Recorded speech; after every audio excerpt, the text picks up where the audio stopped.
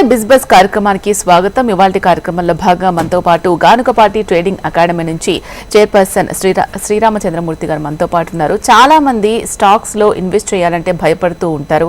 ఎన్నో సంవత్సరాల క్రితం స్టాక్స్ లో ఇన్వెస్ట్ చేసిన వాళ్ళు ఇప్పుడు కోటీశ్వరులు అయ్యారు అని అనుకుంటూ ఉంటారు. అసలు దాంట్లో వాస్తవాలు ఎంత, అసలు మార్కెట్ అలా ఉంటుందా, ఒడిదుడుకులు ఎలా ఎదుర్కోవచ్చు, దేంట్లో ఇన్వెస్ట్ చేయాలి, ఎప్పుడు ఇన్వెస్ట్ చేయాలి, ఎప్పుడు విత్డ్రాల్ చేసుకోవాలి, పూర్తి సమాచారం తెలియజేయడానికి మనతో పాటు ఉన్నారు. ఆయనతో మాట్లాడదాం. సార్ నమస్కారం. సార్ నమస్తే అండి. సార్, చాలా మందిలో అసలు స్టాక్స్ లో ఇన్వెస్ట్మెంట్ చెయ్యాలి అనే ఒపీనియన్ ఉన్నా కూడా వెనక ముందు భయం పడుతూ ఉంటారు. ఎందుకు ఆ భయం అంటారు? చాలా మంది అండి స్టాక్ మార్కెట్లో ఇన్వెస్ట్ చేద్దామని ఉన్నా కానీ ఎక్కువ మంది ఏంటంటే మీరు స్టాక్ మార్కెట్లో చూస్తే 80% ఫెయిల్యూర్ రేట్ ఉంది. అంటే 80% పీపుల్ లాస్ అవుతున్నారు, ఓన్లీ 20% పీపుల్ సక్సెస్ అవుతున్నారు. లాస్ అయిన వాళ్ళందరూ కూడా ఎక్కువ స్ప్రెడ్ ఉండటం వల్ల మనకి స్టాక్ మార్కెట్ అనేది ఒక కరెక్టేనా కాదా, అసలు ఇన్వెస్ట్మెంట్ చేయొచ్చా లేదా అనే ఒక డౌట్ వస్తూ ఉంటుంది, అపోహ వస్తూ ఉంటుంది.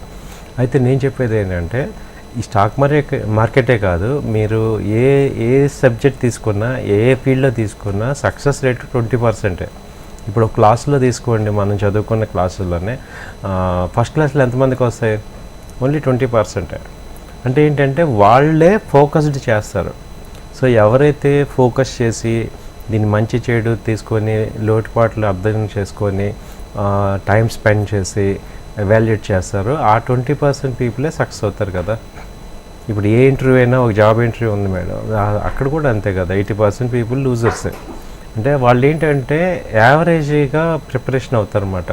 ఒక విన్ అవుదాము, దీన్ని సరిగ్గా అర్థం చేసుకుందాం అని ఒక డెడికేటెడ్గా, ఒక సిస్టమేటిక్గా, ఒక రూల్స్ ఫాలో అవుతూ ఒక ప్రిపేర్ అవని వాళ్ళందరూ కూడా ఆ సబ్జెక్ట్లో ఫెయిల్ అవుతారు కదా. ఇక్కడ కూడా అదే జరుగుతుంది. ఓకే, సో ఫెయిల్ అయిన వాళ్ళ త్రూ ఇది ఎక్కువ విమర్శలకు దారితీస్తుంది అనమాట. ఇన్వెస్ట్మెంట్ చేయాలంటే చాలా భయం, స్టాక్స్ లో ఇన్వెస్ట్ చేస్తే అంతా కోల్పోతాం, జీవితం నాశనం అయిపోతుందని చాలా మంది భయమే ఎక్కువగా ఉంది. సో అసలు జనరల్ గా చేసే మిస్టేక్స్ ఏంటి? అంటే బేసిక్ మిస్టేక్స్ చేయకుండా ఉంటే ఎంతో కొంత నిలదొక్కుకోవచ్చు, అవేంటంటారు? మీరు అన్నట్టుగా చాలా మంది కోల్పోతున్నారు మేడం, చాలా డబ్బులు కూడా లాస్ అవుతున్నాయి. ఇది నిజమే, ఎందుకంటే చాలామంది చేయకూడని పనులు చేయటం వల్ల మనం లాస్ అవుతున్నాం. అంటే ఏంటంటే ఇప్పుడు మనకున్న కెపాసిటీని బట్టి మనము ఎక్స్పెక్ట్ చేయాలి.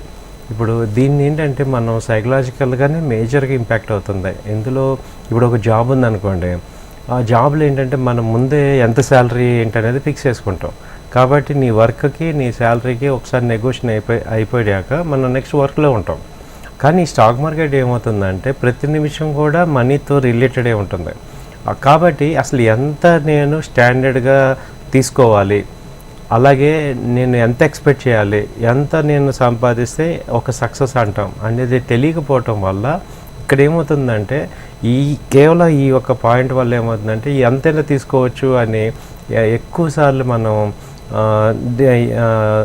తీసుకున్న దానికి ఆ తర్వాత ఇప్పుడు మనం ఒక స్టాక్ కొంటాం, 100 రూపీస్లో కొన్నాం, 120 రూపీస్ అనేది ఓకే రీజనబుల్ ప్రాఫిట్ అనుకుని ఎగ్జిట్ అవుతాం. అది 120 అలా 160కి వెళ్ళిపోయింది అనుకోండి, మీకేమవుతారు? 20 రూపీస్ ప్రాఫిట్ సంపాదించామని హ్యాపీ ఫీల్ అవుతామా, లేకపోతే పొటెన్షియల్గా 40 రూపీస్ లాస్ అయ్యాము అని ఒక ఫీలింగ్లోకి వచ్చి ఈసారి అలా చేయకూడదని చెప్పి ఈసారి ఏం చేస్తామా, 120 వచ్చినా కూడా అలాగే ఉంటాం. అదేమవుతుంది, 4 రోజులు ఆగి 60 రూపాయలకి వస్తుంది. సో ఇలా మన ఏమవుతుందంటే ఏది కరెక్ట్, ఏది రాంగ్ అనేది తెలియకపోవటం వల్ల మనం ఏది ఎక్స్పెక్ట్ చేయాలి, ఏది ఎక్స్పెక్ట్ చేయకూడదు అర్థం కాదు. ఇదే మేజర్ ప్రాబ్లం. దీనికి సొల్యూషన్ ఏంటి అంటే మనము ఒక చిన్నప్పటి నుంచి కూడా మన టీచర్ దగ్గరికి వెళ్తున్నట్టు ఇందులో కూడా ఎక్స్పర్ట్స్ దగ్గర మనం ముందు ట్రైనింగ్ తీసుకోవాలి. అప్పుడు అసలు సైకలాజికల్గా ఏది రైటు, ఎంతవరకు మనం ఎక్స్పెక్ట్ చేయాలి, రివర్స్ అయితే ఏంటనేది తెలుస్తుంది. ఇది చాలా మన ఏం చేస్తుందంటే టెంప్ట్ చేస్తూ ఉంటుంది ఈ మార్కెట్ అంతా కూడా. సో ఆ టెంప్టింగ్ నుంచి బయటికి రావాలంటే మనం ఒక ప్రొఫెషనల్ అవ్వాలి. అది అవ్వనంత వరకు ఎంత డబ్బులు పెట్టుకున్నా లాస్ అవుతున్నాం. ఓకే, అసలు మరి స్టాక్స్ లో ఇన్వెస్ట్ చేయాలి అంటే ఉన్న అనుకూలతలు ఏంటి, ప్రతికూలతలు ఏంటి? ఎగ్జాక్ట్లీ మేడం, ఉన్న అనుకూలతలు ఏంటంటే స్టాక్ మార్కెట్లో ఇన్వెస్ట్మెంట్ చేయాలి, ఆ ఓడే చాలా ఇంపార్టెంట్. మన ఇన్వెస్ట్మెంట్ అంటే ఏంటంటే మనం ఒక ల్యాండ్ కొంటున్నాము, ఇట్స్ ఇన్వెస్ట్మెంట్, డైలీ చూసుకోం మనం. ఒక ఎప్రిసియేషన్ అంటే ఒక ఫ్రీ అమౌంట్తో మనం కొంటాం. అలా ఇన్వెస్ట్మెంట్ అనే వాళ్ళందరూ కూడా మీరు మెంటల్గా ఫ్రీ అవ్వాలి. ఒక 3-4 ఇయర్స్ లేకపోతే ఒక 5 ఇయర్స్ ఆర్జన్లో మనం ఇన్వెస్ట్ చేస్తాం. సో రోజు రేట్లు చూసుకోవటం, తగ్గింది పెరిగింది అనే ఫీలింగ్ నుంచి బయటకు వచ్చేయాలి. ఎవరైతే ఇన్వెస్ట్ చేద్దాం అనుకుంటున్నారో వాళ్ళందరూ కూడా మంచి ఫ్రంట్ లైన్ కంపెనీస్ డౌన్లో ఉన్నప్పుడు, తక్కువ రేట్లో ఉన్నప్పుడు బై చేసుకొని, సో అసలు ఇది అమౌంట్ నాకు ఫ్రీ అమౌంట్ లాగా తీసుకోగలగాలి. అంటే ఆ మెంటల్గా స్ట్రాంగ్ ఉండాలి. డైలీ రేట్లు చూసుకొని ఇది టెన్షన్ అవ్వకూడదు. అప్పుడు ఆ స్టేజ్లో ఎప్పుడు వస్తామంటే మీరు మెంటల్గా క్లియర్గా ఉంటారు. నేను ఇన్వెస్ట్మెంట్ ఒక 5 ఏళ్ళ తర్వాత దీన్ని చూసుకోవాలి. మీకు ఎగ్జాంపుల్ ఇదే చెప్తున్నాను. ఏంటంటే ఒక ఆయన ఉన్నారు, బ్యాంక్లోంచి రిటైర్ అయ్యారు. ఆయనకు ఒక 30 lakhs వచ్చాయి. ఆయన ఒక 20 lakhs ఆ టైంలో ఇన్వెస్ట్ చేశారు. ఇన్వెస్ట్ చేసి ఒక 7-8 ఏళ్ళు వదిలేశారు. ఇవాళ వాళ్ళ డాటర్ మ్యారేజ్, ఆ 20 lakhs 40 lakhs అయినాయి. ఆ 20 lakhsతో ఇప్పుడు ఆయన మ్యారేజ్ చేస్తున్నారు. సో నా క్లయింటే అది ఇన్వెస్ట్మెంట్ అనమాట. మేము ఎన్నోసార్లు ఈ మార్కెట్ పెరిగింది తగ్గింది ఆయనతో మాట్లాడుతుంటే ఆయన ఒకటే అనేవాళ్ళు, సార్ ఇప్పుడు నేను కొన్న రేటు కన్నా హై రేటే ఉంది కదా, ఇప్పుడు నాకేం అవసరం లేదు. సో ఇప్పుడు నాకేం అవసరం లేదు కాబట్టి నేను అమ్మాల్సిన అవసరం లేదు, మళ్ళీ మార్కెట్లు పెరుగుతుంటాయి కదా అని. అలా ఒక పాజిటివ్గా ఉండాలి. అంటే ఇప్పుడు ఆయన కేసులో తీసుకుంటే ఏంటంటే ఈ అమౌంట్ డైలీ ఆయన లైవ్లీవుడ్కి సంబంధం లేదు. అంటే వేరే ఆల్టర్నేట్గా ఆయన ఇన్కమ్ వస్తున్నప్పుడు ఇది అసెట్ కింద బిల్డ్ చేసుకోవచ్చు. సో అలా అనుకునే వాళ్ళు ఇన్వెస్ట్మెంట్కి వెళ్ళిపోవాలి. అలా కాదు, నేను దీని మీద ఎంతో కొంత సంపాదించాలి, నేను ఎడిషనల్ అమౌంట్ నాకున్న ఖర్చులకి తోడు నాకు కొంత ఇన్కమ్ రావాలి అన్న వాళ్ళు షార్ట్ టర్మ్ ట్రేడింగ్కి వెళ్ళాలి. అంటే బిఫోర్ మీరు ఎంటర్ అయ్యేటప్పుడే మీరు క్లియర్గా ఉండాలి, నేను షార్ట్ టర్మ్ ట్రేడ్ కావాలా, నేను ఇన్వెస్ట్మెంట్లో కావాలా. ఒకసారి షార్ట్ టర్మ్ ట్రేడ్ అనేవాళ్ళు ఏంటంటే దాన్ని రూల్స్ వేరే ఉన్నాయి. దానిలో చేయాల్సిన పనులు, దానిలో యాక్టివిటీస్, దానిలో డిసిప్లిన్ సిస్టమేటిక్గా చేసుకోవటం, దాని రూల్స్ వేరే ఉన్నాయి. ఇప్పుడు ఇన్వెస్ట్మెంట్ రూల్స్ అవి వేరే ఉన్నాయి. ఆ రెండు కలపటం వల్ల ఏమవుతుందంటే మొత్తం కలగాపొలగం అయిపోయి కాసేపు ఆప్షన్ చేసి, ఫ్యూచర్ చేసి, ఈక్విటీ చేసి, ఇన్వెస్ట్ అని చెప్పి, షార్ట్ టర్మ్ అని చెప్పి ఇలా రకరకాలుగా చేయటం వల్ల మనం మెంటల్గా ఇంబ్యాలెన్స్ అయిపోతున్నాం. అందువల్ల ఫెయిల్ అవుతున్నాం. సో బిఫోర్ ఓన్లీ మీరు అసలు క్లియర్గా ఉంటే నాకేంటి ఈ మార్కెట్ నుంచి నాకు నెలకి కొంత అమౌంట్ కావాలి అనేవాళ్ళు ఒక టైప్లో ఉండాలి, డీల్ చేయాలి. అలా కాదు, నాకు ఫ్రీ అమౌంట్ ఉంది, ఏదో నాకు 5 years 10 years పిల్లల చదువులు కానీ మ్యారేజ్లు కానీ ఒక అసెట్ బిల్డప్ అవ్వాలి అన్న వాళ్ళ థింకింగ్ వేరే ఉండాలి. అలా కాకుండా మనందరం ఏమంటే ఈ యొక్క క్లారిటీ లేకపోవటం వల్ల మనం బాగా ఒకదాన్ని మిక్స్ చేసేసి ఈ అనవసరంగా ఎఫెక్ట్ అయిపోతున్నాం. ఇది జరుగుతుంది. ఒకవేళ అలా ఇన్వెస్ట్ చేయాలి అనుకునే వాళ్ళకి అసలు స్టాక్ మార్కెట్లో ఉన్న అసెట్ క్లాసెస్ గురించి ఒకసారి చెప్పండి. అవునండి, అసెట్ క్లాసెస్ ఎగ్జాక్ట్గా మనం తెలుసుకోవాల్సింది ఏంటంటే ఈక్విటీ అనేది ఒక అసెట్ క్లాస్. ఈక్విటీలో కూడా ఏమవుతున్నాయంటే 3 types ఉన్నాయి. ఏంటంటే front line stocks, blue chip companies అంటాం, టాప్ 100 కంపెనీస్. వీటిల్లో ఏమవుతాయంటే మీకు రిటర్న్స్, డీసెంట్ రిటర్న్స్ అనేది ఎక్స్పెక్ట్ చేయొచ్చు. అలాగే మార్కెట్స్ ఎంత కరెక్ట్ అయినా కానీ మనకి టెన్షన్ ఉండదు, అవి ఎటు మళ్ళీ పైకి వస్తాయి. ఇప్పుడు హిందుస్థాన్ యూనిలివర్ ఉంది, అది మనకి FMCG కంపెనీ. ఇప్పుడు ఈ ఫాల్లో దాదాపు 600 points డౌన్ అయింది పీక్ నుంచి. అలాగే ఏషియన్ పెయింట్ ఉంది, అది 500 points డౌన్ అయింది. బట్ రేపొద్దున్న అవే పెరిగేది ఒకవేళ మార్కెట్ రికవర్ అయితే. కాబట్టి అలాంటి కంపెనీస్, ఇప్పుడు రిలయన్స్ ఉంది, స్ప్లిట్ అయ్యాక కూడా 200-300 points పెరిగింది. అవే రేపు రికవర్ అయ్యాయి. సో అలాంటి కంపెనీస్ తక్కువ రేట్లో ఉన్నప్పుడు మనం కనుక ఇన్వెస్ట్ చేసుకుంటే వాటిల్లో టెన్షన్ ఉండదు. సో దీన్ని ఒక మేజర్ అసెట్ క్లాస్ అంటాం. సో దీనిలో అట్లీస్ట్ 50-60% అమౌంట్ దీనిలో మనం ఇన్వెస్ట్ చేసుకోవాలి. అలాగే మిడ్ క్యాప్ కంపెనీస్ అంటాం. మిడ్ క్యాప్లో ఏమవుతాయంటే ఎప్పుడైనా ఏ కంపెనీ అయినా గ్రో అయ్యే, ఏ కంపెనీ అయినా స్టార్టింగ్ స్మాల్ స్టేజ్ నుంచే పైకి వెళ్తుంది. సో మిడ్ క్యాప్లో ఈ డిఫరెంట్ రెగ్యులర్ ఇండస్ట్రీస్ కాకుండా డిఫరెంట్ సెగ్మెంట్స్లో ఉన్న కంపెనీస్ మంచి పైకి వెళ్ళడానికి ఛాన్సెస్ ఉంటాయి. ఇప్పుడు విండ్ పవర్ కానీ, ఇప్పుడు ప్రజెంట్ ఏ సెక్టర్స్ భూమిలో ఉన్నాయి, ఇప్పుడు రైల్వే బుల్లెట్ ట్రైన్స్ ఉన్నాయి, దానికి సంబంధించి ఏదైనా కంపెనీస్ ఉన్నాయనుకోండి, అంటే ఆ పెరిఫరల్స్ తయారు చేసే కంపెనీ కానీ, లేదంటే ఇప్పుడు విండ్ ఎనర్జీ కానీ, ఆల్టర్నేట్ ఎనర్జీస్, బయోఫ్యూల్, ఇవన్నీ కూడా బాగా హైలైట్ అవుతున్నాయి. సో అలాంటి కంపెనీస్లో ఏవైనా మనం గ్రోయింగ్ కంపెనీస్ చూసుకొని ఇన్వెస్ట్ చేయడం అనేది ఒక asset class point. So mid cap కంపెనీస్లో కూడా అలాంటివి ఏమన్నా ఆల్టర్నేట్ ఐడెంటిఫై. ఇప్పుడు మిడ్ క్యాప్లో టెక్స్టైల్ ఇండస్ట్రీ ఉంది, టెక్స్టైల్లో ఆల్రెడీ బాగా అది హై లో మార్జిన్స్, హై కాంపిటేటివ్ ఇండస్ట్రీ. దానిలో ఇప్పుడు మిడ్ క్యాప్ కంపెనీని ఇన్వెస్ట్ చేస్తాను అంటే అది గ్రో అయ్యే ఛాన్సెస్ తక్కువ ఉంటాయి. అలాంటివి చూస్ చేసుకోకూడదు. ఆల్టర్నేటివ్ అంటే ఇప్పుడు మనకి ఇది ఉంది, ఇది ఈవీ ఎలక్ట్రికల్ వెహికల్ బస్సెస్ ఉన్నాయి. సో అలాంటి బస్సెస్లో ఎలక్ట్రికల్ వెహికల్ కంపెనీస్లో న్యూ కాంపోనెంట్స్ ఏమైనా తయారు చేసే కంపెనీ కానీ వాటిల్లో మనం ఏమైనా ఇన్వెస్ట్ చేసుకోవటం వల్ల మనకు కొంత బెనిఫిట్ వస్తుంటాయి. సో అలాంటి కంపెనీస్ మనం చూస్ చేసుకొని ఇన్వెస్ట్మెంట్ మీద చూసుకోవచ్చు. ఆ తర్వాత ఏంటంటే దానిలో ఒక 30% ఇన్వెస్ట్ చేసుకోవాలి. తర్వాత ఏంటంటే Penney stocks, small and Penney stocks.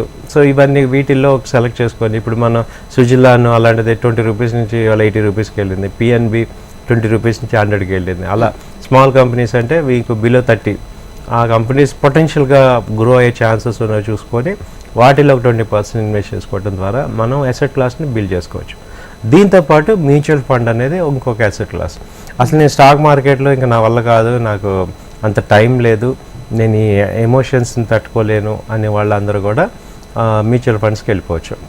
దానిలో ఏంటంటే మంచి ఎక్స్పర్ట్స్ డీల్ చేస్తారు మన ఫండ్స్ని, కాబట్టి హై లెవెల్ అమౌంట్స్ వస్తాయి, కాబట్టి అవి లాంగ్ టర్మ్ పాయింట్ ఆఫ్ వ్యూలో మంచి సక్సెస్ ఇస్తాయి అన్నమాట. షార్ట్ టర్మ్ ఇన్వెస్ట్మెంట్స్ మీరు ప్లాన్ చేసుకోవాలి, టెన్షన్స్ లేకపోతే అన్ని ఇయర్స్ మేము ఆగలేము, త్వరగా రిటర్న్స్ రావాలి అని ఎక్స్పెక్ట్ చేసేవాళ్ళు అని చెప్పారు. సో అసలు లాంగ్ టర్మ్ ఇన్వెస్ట్మెంట్ అంటే ఏంటి, షార్ట్ టర్మ్ ఇన్వెస్ట్మెంట్ అంటే ఏంటి, ఏది ఎవరు చేయాలి? ఎగ్జాక్ట్లీ. ఇప్పుడు లాంగ్ టర్మ్ ఇన్వెస్ట్మెంట్ అంటే ఏంటంటే అందరం కూడా రెండు చేసుకోవాలండి. నేను ఇప్పుడు చెప్పేది ఏంటంటే ఇప్పుడు కంపెనీ ఉంది, 100 రూపీస్లో కొన్నాం, అది 130 దగ్గర ఒక 1 మంత్ ఉండొచ్చు. మనం ఆ 30 రూపీస్ ప్రాఫిట్ బుక్ చేసుకోలేదు అనే ఫీలింగ్లో మనకి వెళ్తుందని చెప్పేసి వెళ్తే ఇప్పుడు ఇలాంటి ఫాల్ మార్కెట్లో అది 90 రూపీస్ రావచ్చు ఒక్కొక్కసారి. అప్పుడు ఏమనిపిస్తుంది అంటే అరే 130లో బుక్ చేసుకోలేకపోయాను అనిపిస్తుంటాం. అలాగే ఒక కంపెనీ 130లో బుక్ చేయగానే అది 180కి వెళ్ళిపోవచ్చు. సో ఈ రెండు పాసిబిలిటీస్ని బ్యాలెన్స్ ఎలా చేయాలి అంటే మనము కొంత అమౌంట్ మనం ఒక కంపెనీని ఐడెంటిఫై చేసి కొంత అమౌంట్ లాంగ్ టర్మ్ ఇన్వెస్ట్మెంట్ కింద తీసుకోవాలి, కొంత అమౌంట్ షార్ట్ టర్మ్ తీసుకోవాలి. ఒక 60% లాంగ్ టర్మ్ తీసుకున్నాం అనుకోండి, ఒక 30% 40% షార్ట్ టర్మ్ చేస్తుంటే మనం అప్పుడు ఏమవుతామంటే ముందే ఫిక్స్ చేసుకోవాలి, ఇది ఈ కంపెనీ నేను ఒక 5-6 ఏళ్ళు ఉంటాను ఈ కంపెనీలో. సో అనేది ఆ కంపెనీని ఇంకా దాన్ని చూడకూడదు. 5-6 ఏళ్ళు ఉంటాను అన్నప్పుడు ఆ కంపెనీకి అసలు అంత పొటెన్షియల్ ఉందా లేదా అనేది చెక్ చేసుకోవాలి. మీకు 3 years back example ICICI bank 300 rupees అంటే స్ప్లిట్ అయ్యి బోనస్ ఇచ్చాడు. ఇవాళ అదే 1200 అయింది. ఇప్పుడు ఇదే ఐసిఐసిఐ మళ్ళీ 3-4 years అయితే మళ్ళీ 2500 3000 దాకా వెళ్ళిపోతుంది. సో ఇప్పుడు మనం ఇలాంటి లాంగ్ టర్మ్ ఇలాంటి స్ట్రాంగ్ కంపెనీస్ కనుక ఇప్పుడు యాక్సిస్ బ్యాంక్ ఉంది 1100 అలా ఉంది. సో అది కూడా అంతే 300 నుంచి 1100 అయిపోయింది. సో ఇలాంటి కంపెనీస్ మనం డైలీ ఒక 20 ఏళ్ళ నుంచి చూసే కంపెనీస్ ఇవి స్టాండర్డ్ కంపెనీస్. వీటిల్లో అసెట్ని బిల్డ్ చేసుకుంటాం. సో ఈ వీటిల్లో ఏం చేయాలంటే ఓకే ఇది లాంగ్ టర్మ్ లాగా తీసేసుకుందాం అని చెప్పేసి హోల్డ్ చేసుకోండి. నెక్స్ట్ వేరే కంపెనీస్ తీసుకొని ట్రేడ్ చేసుకోండి. ఆ ట్రేడ్ షార్ట్ టర్మ్ చేసుకోవడానికి టెక్నికల్స్ నేర్చుకోండి. సో మనం అసలు ఈ రెండిట్లో మనం ముందు బేసిక్ ఏంటంటే ఏది చేయాలన్నా నాలెడ్జ్ కావాలి. ఎమోషన్స్ కాకుండా మనం నాలెడ్జ్ ఓరియంటెడ్గా వర్క్ చేస్తే ఎంత మీరు నాలెడ్జ్ గెయిన్ చేయగలిగితే అంత అసెట్ బిల్డప్ అవుతుంది. సో టెన్షన్ కానీ భయం కానీ ఎప్పుడు వస్తుంది అంటే మనకి దాని మీద ఒక క్లారిటీ లేకపోవటం. ఇప్పుడు ఇవాళ చూస్తే మార్కెట్స్ ఫాలో అవుతున్నాయి, నాలెడ్జ్ లేని వాళ్ళు అందరూ ఎమోషనల్గా అయిపోతున్నారు. నాకు చాలామంది ఫోన్ చేస్తున్నారు, నేను అమ్మేసేమో మా పోర్ట్ఫోలియో ఇంకా తగ్గిపోతుందా, ఓ పక్క యుద్ధాలు అంటున్నారు, అదంటున్నారు ఇదంటున్నారు, ఏమైనా అయిపోతాయా అని. మీరు అదే అంటున్నారు. ఇప్పుడు ఇక్కడ నాలెడ్జ్ లేకపోవటం వల్ల మనం ఏమవుతుందంటే ప్యానిక్ అయిపోతాం, రాంగ్ డెసిషన్స్ తీసుకుంటాం. యాక్చువల్గా ఈ టైంలో ఏంటి యాడ్ చేయాల్సిన టైము అంటే డబ్బులు ఫ్రీ అమౌంట్ ఉంటే మార్కెట్ తగ్గింది, మంచి కంపెనీలు తక్కువ రేట్లో ఉన్నాయి కాబట్టి ఇది కొనాల్సిన టైం. ఎందుకని మీరు ఒకసారి బ్రాడ్ పిక్చర్ చూసుకుంటే ఇండియా ఉన్న పరిస్థితి ఏంటి, టాప్ 5 నుంచి టాప్ 3కి వెళ్తుంది. సో ఇవన్నీ కూడా టెంపరీ. ఇప్పుడు మనం అంతకన్నా వరస్ట్ కరోనా చూసాం. కరోనాలోనే మార్కెట్లన్నీ కుప్పకూలిపోయి 6000-8000కి వచ్చి ఇప్పుడు ఉన్నాయి. ఇవాళ అలాంటి సీన్ లేదు కదా, సిచ్యువేషన్ లేదు కదా.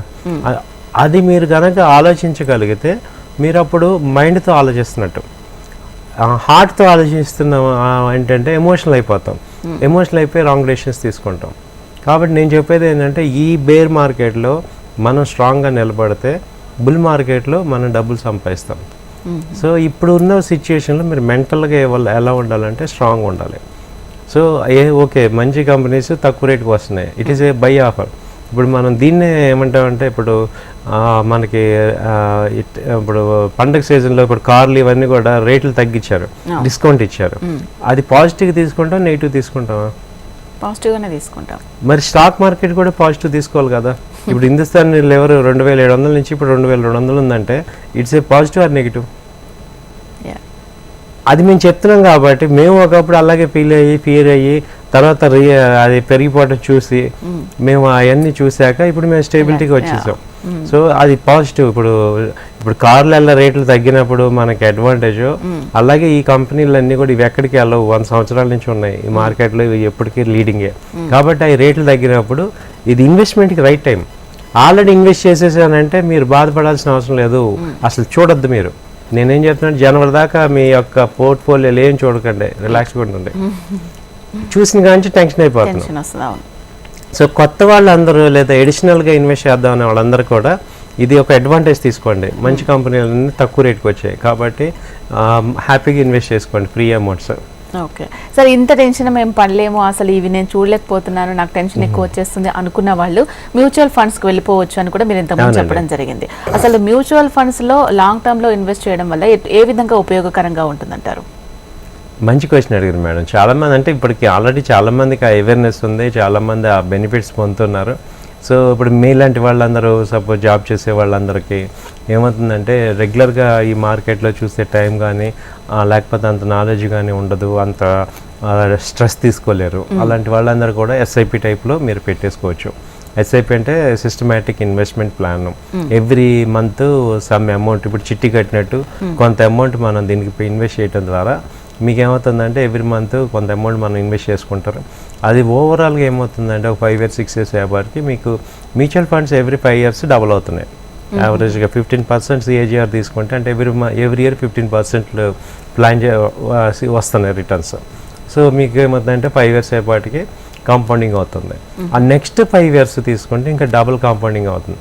అలా యాక్చువల్ గ్రోత్ అంతా ఆఫ్టర్ 5 years ఉంటుంది. 5 to 10 years. 10 years మీరు హార్జన్లో కనుక మ్యూచువల్ ఫండ్స్ ఇన్వెస్ట్ చేస్తే అసలు మీకు ఎక్స్ట్రాడనరీ రిటర్న్స్ వస్తాయి ఎస్ఐపి టైప్లో. ఈవెన్ లంసమ్ కూడా ఇప్పుడు ఇలాంటి మార్కెట్లో ఎక్కువ అమౌంట్ ఉంది. సో అది కూడా లంసమ్గా పెట్టేసుకుంటే మీకు ఒక 5 years హార్జన్ తీసుకుంటే మంచి అమౌంట్స్ వస్తాయి. అంటే ఇంక మనం చేసేది ఏం లేదు, మనం జస్ట్ ఇన్వెస్ట్ చేసుకుంటాం. దానిలో ఇన్వెస్ట్ చేసుకోవటం ద్వారా మనము ఎక్స్పర్ట్స్ చేతిలో మన అమౌంట్ పెడుతున్నాం అనమాట. కాబట్టి వాళ్ళు కరెక్ట్గా డీల్ చేస్తారు కాబట్టి మనకి టెన్షన్ ఉండదు.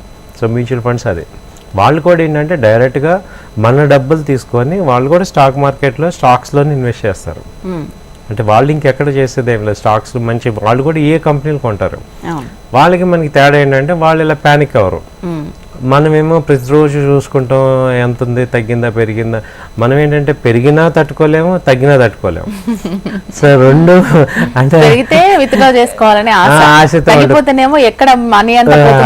ఆ రెండు తట్టుకోలేకపోతున్నాం అనమాట. ఒక డబ్బులు వచ్చాయి, ఒక 20,000 వచ్చాయినా హోల్డ్ చేయలేకపోతున్నాం, ఒక 20,000 పోయినా తట్టుకోలేకపోతున్నాం. అంటే ఈ యొక్క వెల్త్ని హోల్డ్ చేయటం అంటే చాలా వరకు ఏమవుతుందంటే middle class, upper middle class కానీ మనకేంటంటే సక్సెస్ని హోల్డ్ చేయలేకపోతున్నాం. ఫెయిల్యూర్ని హోల్డ్ చేస్తున్నాం కానీ హ్యాండిల్ చేస్తున్నాం కానీ సక్సెస్ని అసలు హ్యాండిల్ చేయలేకపోతున్నాం. అదే ప్రాబ్లం. ఓకే, మీకు గవ్వకన్నా బోనస్ కింద 10 lakhs వచ్చింది అనుకోండి, అలా నార్మల్గా తీసుకోలేకపోతాం. అది దాన్ని హ్యాండిల్ చేసే పరిస్థితి ఉండదు. అది మనకి గతంలో ఒక 20 years బ్యాక్ ఎవరైతే విప్రోలో కానీ హెచ్డిఎఫ్సి కంపెనీలో కానీ ఇన్వెస్ట్ చేశారో స్టాక్స్ లో, వాళ్ళు ఇప్పుడు కోటీశ్వరులు అయిపోయారు. ఒకవేళ నువ్వు నిజంగానే కోటీశ్వరుడు అవ్వాలి అనుకుంటే స్టాక్స్ లో ఇన్వెస్ట్ చెయ్యి అని చాలా మంది కూడా సజెస్ట్ చేస్తూ ఉంటారు. అసలు అంత ఉంటుందంటారా? అది వాస్తవమేనా? వాస్తవమేనండి, జరిగిందండి ఇదంతా కూడా. అయితే ఏంటంటే వాళ్ళందరూ ఊరికే రాలా, అన్ని కోట్లు రావాలంటే అవ్వలేదు. నాకు రీసెంట్గా కూడా ఒక క్లయింట్ మన ఆంధ్ర పర్సన్ ఈ మన ఆంధ్ర కంపెనీ దివీస్లో ఇన్వెస్ట్ చేసి ₹1 కోటి సంపాదించారు. అయితే వాళ్ళకి ఏంటంటే ముందే ఆ కంపెనీ మీద ఒక ఐడియా ఉంటుంది. సో ఆ ఐడియా ఉంటుంది, అలాగే దాన్ని హోల్డ్ చేసుకోమని మనకి ఇన్ఫర్మేషన్ ఉంటుంది, నాలెడ్జ్ ఉంటుంది. సో ఈ కంపెనీలో ఫ్రీ అమౌంట్ పెట్టుకోవటం అనేది జరుగుతుంది కాబట్టి అందులో అవుతుంది.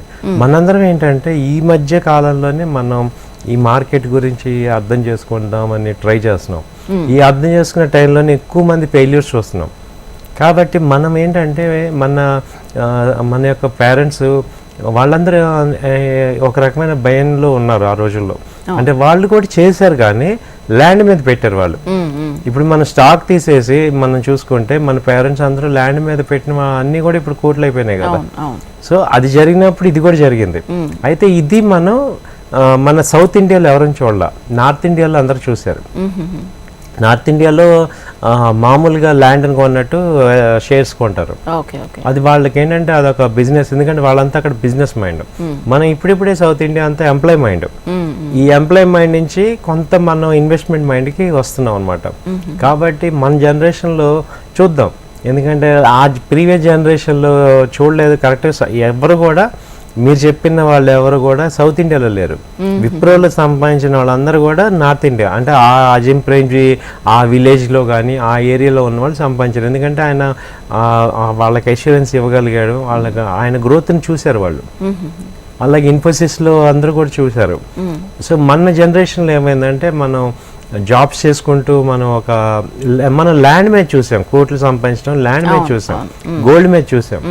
ఇప్పుడు స్టాక్స్ మీద చూడాలి, కంపెనీస్ మీద. సో ఇప్పుడు మనం ఏంటంటే ఇప్పుడిప్పుడే మనం అవేర్నెస్ అయ్యి స్టార్ట్ అవుతున్న టైంలో విపరీతమైన నెగిటివ్స్ చూస్తున్నాం. అంటే ఆయన పోగొట్టుకున్నాడు, ఈయన పోగొట్టుకున్నాడు. ఇవన్నీ తట్టుకొని నిలబడాలంటే ఇవాళ మనం ఒక కంపెనీస్ ఇంత గ్రో అవుతున్నాయి. ఇప్పుడు లాస్ట్ 10 years 15 years ఇప్పుడు కరోనా నుంచి 5 years వరకు మనం ఇంత ఫాస్ట్ గ్రోత్ అనేది ఒక కళ్ళ ముందు చూసాం. కాబట్టి ఇప్పుడు ఇది బిలీబుల్ అవుతుంది. ఎప్పుడైనా కానీ మనం చూస్తేనే కదా నమ్మేది. సో చాలా మంది చూస్తే ఓకే ట్రేడింగ్ చేయకూడదు, ఇప్పుడు సెబీ వాళ్ళు వీళ్ళందరూ ఏం చేస్తున్నారు, ట్రేడింగ్ని తగ్గిస్తున్నారు. సో ఇన్వెస్ట్మెంట్కి ఎంకరేజ్ చేస్తున్నారు. సో ఇప్పుడిప్పుడే మనం చూస్తున్నాం. ఇప్పుడు మనం ఏంటంటే చాలా మంది సౌత్ ఇండియాలో ఇప్పుడు మ్యూచువల్ ఫండ్స్లో బెనిఫిట్స్ చూస్తున్నారు. సో మ్యూచువల్ ఫండ్స్లో ఉన్న గ్రోత్ని. సో ఇప్పుడు స్టాక్స్ కూడా అలాగే వస్తాయి. ఇప్పుడు మేమందరం 1-4 సార్లు చెప్తున్నాం, అలా కొంత టైం పడుతుంది, డెఫినెట్గా చూద్దాం. అదే సార్. మరి వాల్యూ ఇన్వెస్టింగ్ అంటే ఏంటి సార్? ఇది వాల్యూ ఇన్వెస్టింగ్లో పీక్ అనమాట. వాల్యూ ఇన్వెస్టింగ్ అంటే ఫర్ ఎవర్ ఇన్వెస్ట్మెంట్. ఇప్పుడు నేను కొన్ని కంపెనీస్ సెలెక్ట్ చేసుకొని ఇప్పుడు వాటిల్లో ఎప్పటికీ ఉంటాం. ఇప్పుడు మనం ఒక ల్యాండ్ కొనుక్కున్నాం అనుకోండి, మనం ఎప్పుడు ఉంచుకుంటాం, ఎప్పుడైనా ప్రాణావసరం వచ్చినప్పుడు అమ్ముతాం. అలాగే దీనిలో కూడా ఏంటంటే ఒక 10-15 కంపెనీలు సెలెక్ట్ చేసుకొని నా దగ్గర మనీ ఉన్నప్పుడల్లా ఆ కంపెనీలు యాడ్ చేసుకున్నాం అనుకోండి, వాటిని వాల్యూ ఇన్వెస్టింగ్ అంటాం. అంటే ఇప్పుడు సపోజ్ మన ఇండియాలో టాప్ కంపెనీస్ తీసుకున్నాం అనుకోండి, రిలయన్స్ కానీ, హెచ్డిఎఫ్సి బ్యాంక్ కానీ, ఐసిఐసిఐ బ్యాంక్ కానీ, ఇలా ఒక డిఫరెంట్ ఇండస్ట్రీస్ నుంచి కొన్ని కంపెనీలు తీసుకొని వాటిల్లో మనం ఇక రెగ్యులర్గా అసెట్ని కొంటున్నట్టు బిల్డ్ చేసుకోవటం. అవేంటంటే మనం అమ్మాలి అనే పాయింట్ లేదు. అందులో డివిడెండ్స్ వస్తుంటాయి, బోనస్ వస్తుంటాయి. అవన్నీ ఎంజాయ్ చేసి ఒక పెద్ద అసెట్ తయారు చేసి మన నెక్స్ట్ జనరేషన్కి పాస్ చేయటమే. అది వాల్యూ ఇన్వెస్టింగ్. అది మీకు ముందే క్లారిటీగా ఉండే. ఎందుకు ఉండాలంటే మనము బిజినెస్ కానీ, ల్యాండ్ కానీ, అలాగే షేర్స్ కానీ, ఈ మూడు కూడా ఎప్పుడు కూడా అప్రిషియేట్ అవుతాయి అనేది మనం ఒక అంచనా అర్థం చేసుకోగలిగితే ఈ వాల్యూ ఇన్వెస్టింగ్లోకి వస్తాం. ఓకే, ఇదేంటంటే పీక్ అనమాట ఇన్వెస్ట్మెంట్లో. ఇక లాంగ్ టర్ము, షార్ట్ టర్ము, ఈ క్యాపిటల్ గెయిన్స్ ఇవన్నీ పక్కన పెట్టేసేసి ఇగో ఈ కంపెనీలో నేను ఫర్ ఎవర్ ఉండాలి, ఇక నాకు అవసరమైనప్పుడు ఆ షేర్లు అమ్ముతాం తప్ప మామూలుగా అది రేట్ పెరిగింది, రేట్ తగ్గింది, ఎమోషన్స్ ఇవన్నీ తీసేసి. ఇప్పుడు గోల్డ్ ఎలా కొంటున్నాం, మనం గోల్డ్ కొంటాం ఇంట్లో. అలాగే నేను హెచ్డిఎఫ్సి బ్యాంక్ కొనుక్కుంటాను. ఇక అసలు ఎంత రేట్ ఉంది, ఏ రేట్ ఉంది నాకు అనవసరం, అందులో బెనిఫిట్స్ వస్తుంటాయి, డివిడెండ్స్. అలా కొనటం స్టార్ట్ చేస్తే ఓవర్ ఏ పీరియడ్ ఏమైందంటే ఒక అసెట్ విపరీతంగా బిల్డ్ అయిపోద్ది. అది తెలిసిన వాళ్ళు ఏంటంటే వాల్యూ ఇన్వెస్టింగ్లోకి రావాలి. Okay sir. నెక్స్ట్ జనరేషన్కి స్టాక్స్ మీద అవగాహన వచ్చేలాగా మీరు గానుగపాటి ట్రేడింగ్ అకాడమీ నుంచి ఎంతోమంది స్టూడెంట్స్కి అవగాహన తీసుకొస్తూ ఉన్నారు. మరి ఎక్స్పీరియన్స్ లేని వాళ్లకు మీరు ఎలా వాళ్ళకు చెప్తూ ఉన్నారు? ఎటువంటి ట్రైనింగ్ ఉంటుంది వాళ్ళకి? డెఫినెట్గా అండి. ఇప్పుడు ఎక్స్పీరియన్స్ లేని వాళ్ళకి ఏంటంటే మాకు చాలా అడ్వాంటేజ్. ఎందుకంటే ఇప్పుడు ఆల్రెడీ ఎక్స్పీరియన్స్ పర్సన్స్ ఉన్నారనుకోండి, ఇప్పుడు ఒక బోర్డు మీద ఏదైనా ఇంకోటి రాయాలి అంటే ముందు అదంతా క్లీన్గా చెరిపేయాలి, చెరిపేసి మళ్ళీ కొత్తగా రాయాలి. అలా నాకు అసలు బోర్డు క్లీన్గా ఉన్నట్టు అనమాట. ఎక్స్పీరియన్స్ లేని వాళ్ళకి ఏంటంటే మొత్తం క్లీన్గా ఉన్నారు వాళ్ళు. మనం ఏది చెప్తే అది కరెక్ట్గా వాళ్ళు నేర్చుకుంటారు, ఫాలో అవుతారు. లాస్ ఇప్పుడు ఎక్స్పెరిమెంట్స్ ఉండవు కాబట్టి మనం చెప్పేది చక్కగా వింటారు, వాళ్ళు దాన్ని అర్థం చేసుకుంటారు, 1-2 సార్లు ప్రాక్టీస్ చేసి వాళ్ళు ఈజీగా సక్సెస్ అవ్వచ్చు. అంటే నా దృష్టిలో ఏంటంటే ఎక్స్పీరియన్స్ ఉన్న వాళ్ళమే ఉంటాయి. అక్కడ ఇక్కడ ఇప్పుడు ఏదైనా కొత్త టాపిక్ చెప్తే ఆయన చెప్పారు ఈయన చెప్పారు ఎంత కన్ఫ్యూజన్ అయ్యి ముందు అదంతా క్లీన్ చేయాలి నేను. క్లీన్ చేసి మళ్ళీ మళ్ళీ ఇదిగో ఇలా కావాలి ఇలా అలా లేకుండా డైరెక్ట్గా ఎక్స్పీరియన్స్ లేని వాళ్ళకి చాలా అడ్వాంటేజ్ అనమాట. డైరెక్ట్గా ఏదైతే చెప్తామో ఇంటర్నేషనల్ మెటీరియల్ మాది, అది చెప్పడం వల్ల మీకు ఈజీగా చాలా ఫాస్ట్గా అర్థం చేసుకుంటారు. మేము అది చూస్తున్నాం అనమాట. అంటే ఎక్స్పీరియన్స్ ఉన్న వాళ్ళు తక్కువ నేను అంటలేదు, కానీ లేని వాళ్ళకి ఏమవుతుందంటే ఇంకేం తెలియదు కాబట్టి డైరెక్ట్గా ఇదే విషయం ఇది ఇలా చేయాలి ఇదిగోండి చూడండి. మీకు మా దగ్గర ఎక్కడ అడ్వాంటేజ్ ఏంటంటే డైరెక్ట్గా ప్రాక్టికల్స్ చూపిస్తాం. నేను ఒకటి చెప్పంగానే అక్కడ కనపడుతూ ఉంటుంది కాబట్టి ఇక నమ్మకపోవడానికి ఏముండదు. ఇప్పుడు నీకు ఏదైనా ఒక థియరీ చెప్పి అది ఎక్కడ కనపట్లేదంటే మనం ఇమాజినేషన్లోకి వెళ్తాం. కానీ మేము ఒక కాన్సెప్ట్ చెప్పి ఇప్పుడు సపోర్ట్స్ రెసిస్టెన్స్ అనే కాన్సెప్ట్ ఉంది, అది చెప్పంగానే అక్కడ మీకు నెక్స్ట్ డే మీకు ఆ ప్రాక్టీస్ చేపిస్తాం. సపోర్ట్ తీసుకోవాలి చూడండి అని. ఇంకా దానిలో ఏమవుతుందంటే ఎక్స్పీరియన్స్ వాళ్ళకేమో రకరకాల డౌట్లు వచ్చి అవన్నీ కన్సల్టేట్ చేసి వాటన్నిటి ఆన్సర్ చెప్తే కానీ వాళ్ళకి మేము చెప్పేది ఓకే అనుకుంటారు, ఇది కరెక్ట్ వెళ్ళండి ఓకే మీది కరెక్ట్ అని చెప్పి అక్కడికి వస్తారు. ఎక్స్పీరియన్స్ లేని వాళ్ళు ఏం చేస్తారంటే డైరెక్ట్గా అవునండి ఇదన్నా ఓకే ఇలా చేసుకోవచ్చు అని డైరెక్ట్గా వెళ్ళిపోతారు అనమాట. సో వీళ్ళు ఎక్కువ సక్సెస్ ఛాన్సెస్ ఉన్నాయి.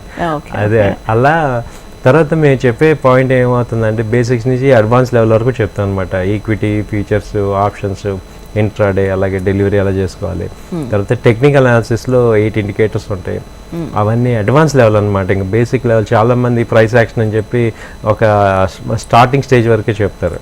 సో మేము ఇంకా అది దాటేసి అడ్వాన్స్ లెవెల్ చెప్తున్నాం. మీకు ఇండికేటర్స్, అసలు మార్కెట్ ట్రెండ్ని అలా అర్థం చేసుకోవాలి, ట్రెండ్ ఎలా ఉంది, బుల్లిషా బేరిషా, దాన్ని డిఫరెంట్ టైం ఫ్రేమ్స్లో ఎలా చూసుకోవాలి, హయ్యర్ టైం ఫ్రేమ్స్ ఎలా చూడాలి. సో దాంతో ఏమవుతుందంటే మీరు ఒక చార్ట్ చూడంగానే అదే మనకి చెప్పేయాలి, ఇది నేను అప్ ట్రెండ్లో ఉన్నానా, డౌన్ ట్రెండ్లో ఉన్నానా, సో ఎక్కడ ఎంట్రీ పాయింట్స్ ఎలా చేసుకోవచ్చు, ఎగ్జిట్ పాయింట్ ఎలా ఉంది, ఇవన్నీ మనకి తెలుస్తూ ఉంటాయి. Right sir. స్టాక్స్ అంటే భయపడే వాళ్ళకి అండ్ ట్రేడింగ్ గురించి సరైన అవగాహన లేని వాళ్ళకి ఏ విధంగా ఇన్వెస్ట్ చేసుకుంటే ఫ్యూచర్ బాగుంటుంది, సక్సెస్ సాధించవచ్చు, చూడొచ్చు అనే దానికి సంబంధించి ఎన్నో విషయాలు షేర్ చేసుకున్నారు. Thank you so much. Thank you అండి. నమస్తే. సో ఇది వాటి బిజ్ బస్. చూస్తూనే ఉండండి హెచ్ఎం టీవీ. నమస్తే.